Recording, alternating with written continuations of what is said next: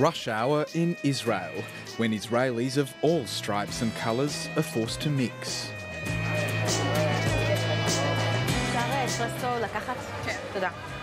Local celebrity and Arab-Israeli Mira Awad is on her way to the recording studio in Israel's most progressive and diverse city. I live in Tel Aviv, the one and only cosmopolitan city in Israel, where you have everybody. And my friends are a mixed bunch. Israeli Jews, Arabs, all religions. Mira Awad is one of Israel's most popular singers. In a very weird way, against all odds, I have penetrated the Israeli mainstream. I'm like on the Israeli mainstream TV. I've done acting roles. I've represented Israel in the Eurovision Song Contest. There is no more mainstream than that. There must be another way.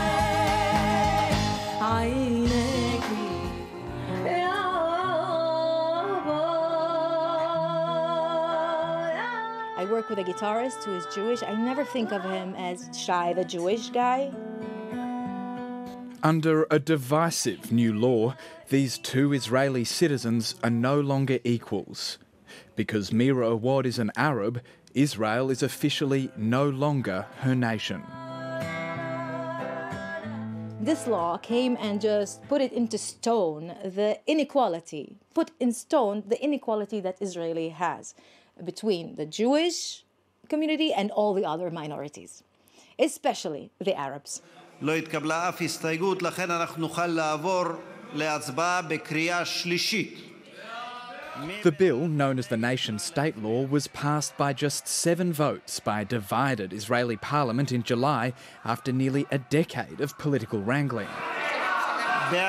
Arab MPs were outraged, tearing up copies of the bill as they shouted apartheid at members of the most hard-line right-wing government in Israel's history.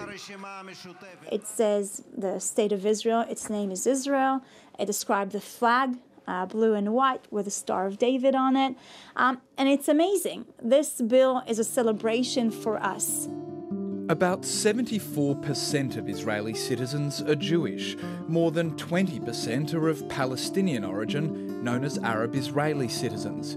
But if you include the occupied Palestinian territories, which some in Israel believe should become part of the country, the number of Arabs and Jews are estimated to be roughly equal. The new law has constitutional status and defines Israel as exclusively the nation-state of the Jewish people. It puts Hebrew above Arabic as the only official language, and it declares Israel's commitment to Jewish settlement. Nowhere in its definition of Israel do the words democracy and equality appear.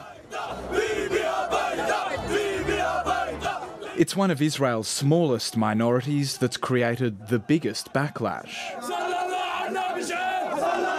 The Druze are an Arab-speaking ethnic group who make up just 2% of the population, but are big contributors to the army and to public life. The Druze not only accept the idea of Israel being a national state for Jews, but even defend it.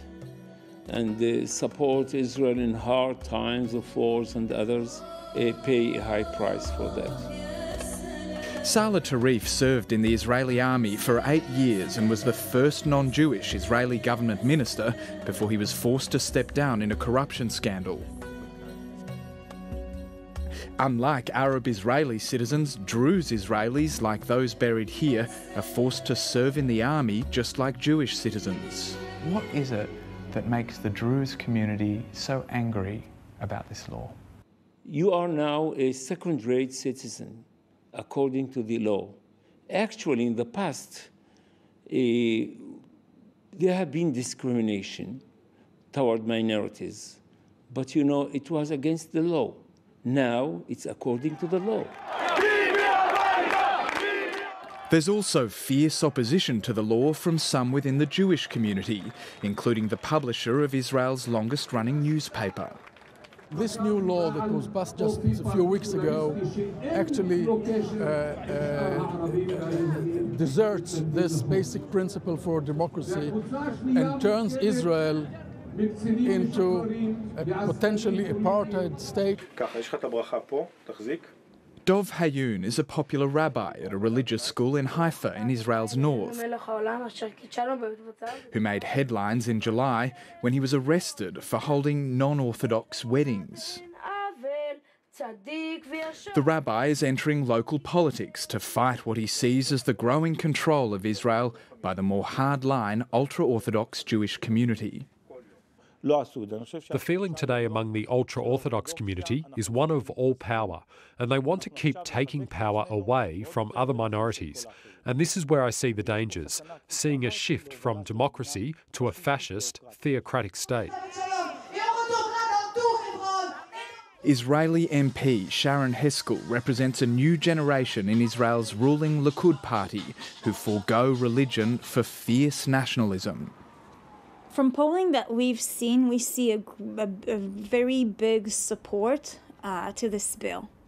This legislation does not talk about, property rights or freedom of speech or freedom of movement or those civilian rights that are some of our founding bases for our state as well, which are being given equally to everybody. Why does it define Israel as a Jewish state and not a democratic state? Why is that word not in there?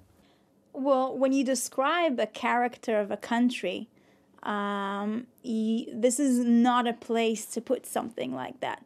This is how we founded Israel as well 70 years ago, as a Jewish state. It's a democracy in any civilian aspect of it, but yes, the cultural aspect is a Jewish aspect of it.